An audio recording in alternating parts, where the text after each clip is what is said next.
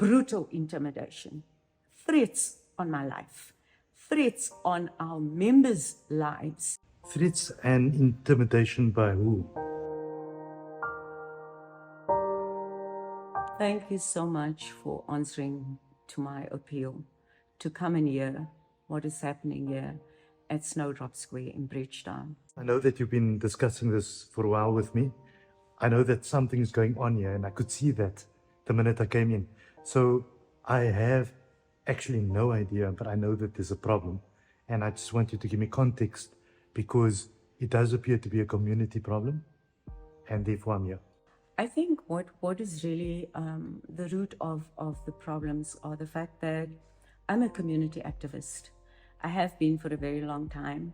I have dealt with issues that a lot of men, if I can say that, are not willing to address. And over time, there's been this perception, that I should be, either victimized, slandered, and this has been ongoing for a very long time. So because of my role within NAREG, the National Reference Group that was established by the Department of Rural Development and Land Reform between the period of 2013 to 2017, we had to look at sacred sites, historical and heritage landmarks, and claims pre-1913. So we extended beyond that, because during that period of time, being the Secretariat for the Western Cape, I was then able to get a deep sense of what is actually happening within the communities. There appears to be a problem right here. Yeah. When I walked in from outside, I can see a completely dilapidated building. Yeah. Things seem to be pulled out, wires, mess all over the show, and it's right in the heart of Bridgetown. What is supposed to be some form of community development appears to be regressing. What's actually going on here? Faizal, we are now at the Marion, part of the Marion Institute's properties at Snowdrop Square in Bridgetown. And this is a classic example of internal and external bullying. And I really want to just take you through some of what we've experienced over time. So because of the maladministration of the Marion Institute, and because of my investigation, I then discovered that the Marion Institute was being abused. Money was being siphoned from the Marion, and there was extreme escalation of bills, utility bills, and it was more just a source of income for self-gratification. And if you look at the ethos of the establishment of the Marion, it was actually named after a friend of the governor at the time in 1916, and it was all part of the British and the war and all that. So the Marion was established for the development of so-called colored women.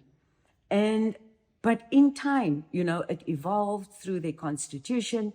So when I discovered through my research the misappropriation and the maladministration of the Marion Institute, we called upon an election.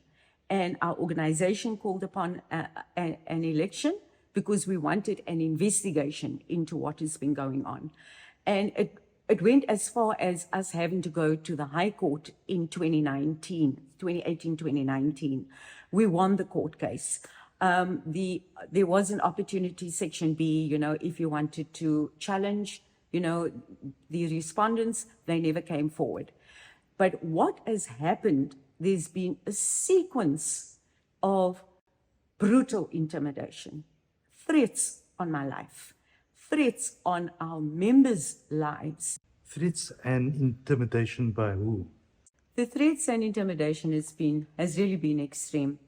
There was a time, even in the space in town, where two of the committee members were called to a meeting where 100,000, 140,000, something to that effect, they wanted to extort money from our members. The committee was elected, duly elected, through a process by the High Court, where the High Court appointed an attorney to adjudicate over the election and that we won.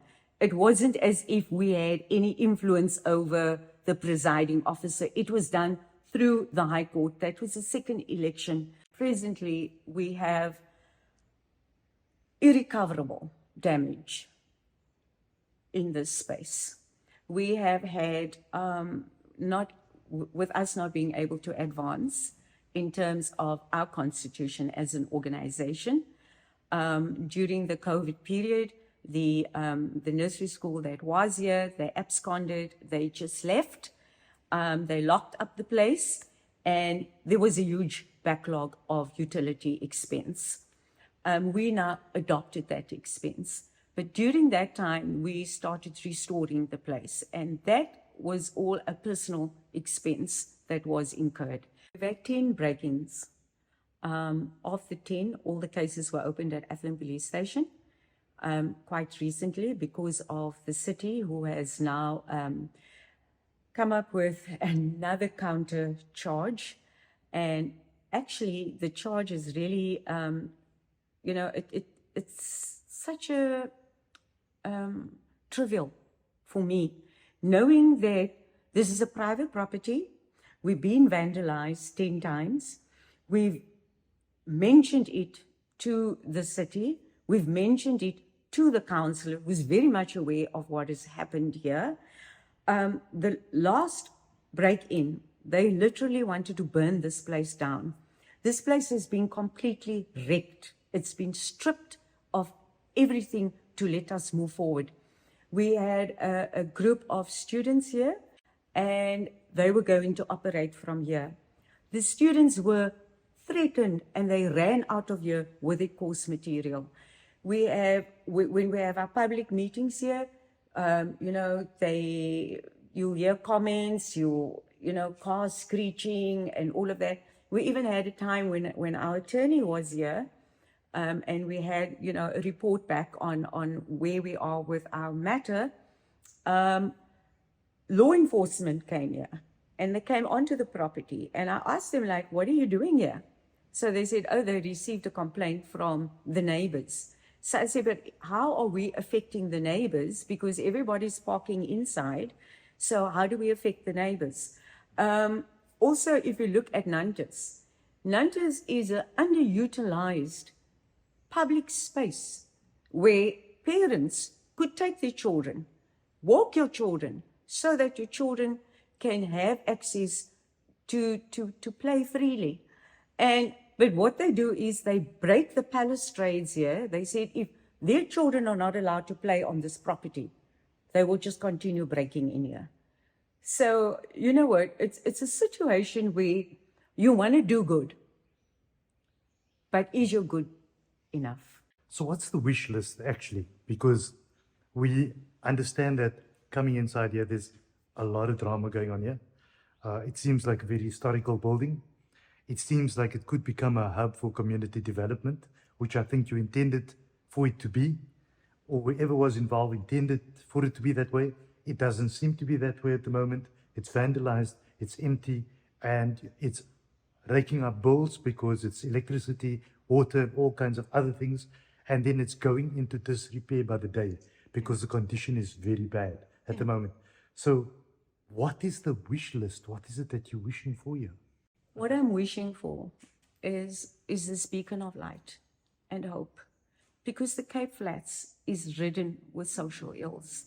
The Cape Flats was designed for us to implode socially, economically, spiritually. It's become a bloodbath. What has happened, and I will refer to an incident. While we have management, control, ownership of the space. And I came here one day, and then the community around here, the immediate community, was on the property. And when I asked them, like, what are you doing on the property? Some of them were, felling trees, cutting trees. They were just taking over. So it was said that the councillor, Rashid, gave them permission to access the property, which is illegal. That is a violation. You have transgressed where you have given other people access to a private property. And that kind of right, like even now, the violation with the zoning, if I don't have someone on this premises, what is going to happen? The city says, oh, they are responding to the community that is complaining. So I can't have security here. I can't have someone on the premises. They're now saying you can have a single person here. The person that is here is a married man. His family's here. I asked, can we put up a, like a Wendy house or whatever? No, you can't put up a Wendy house. It's a building violation. 22 emails later, after it cost thousands to rewire this building, after they stripped it, all the plumbing, they gutted this place. 22 emails later, the city can't even tell you what is the amount that I have to pay, but they drag me to court. And the charges is really ridiculous, because you can write off so much debt for some, but you can't write off debt for those who want to do good. We have accreditations. We have a relationship with an international organization, the Peace Education Program, that we started here. We certified people. They got certificates. They don't want to come back. People are losing hope. And we are being intimidated by our own. There's no other race group around here that's intimidating. It's our own. I feel that there are parties involved here, different parties, and they play different roles. Some of them seem to be institutionalized parties, and they're working the structures of the city of Cape Town, for example. And then there are those that are more localized, because you seem that you cited the local councillor here in Bridgetown, Rashid it might be. And I think that my off-the-cuff thinking is that this can't continue as it is, creating community tensions, because there's a misunderstanding between the aspect of private property and what belongs to them.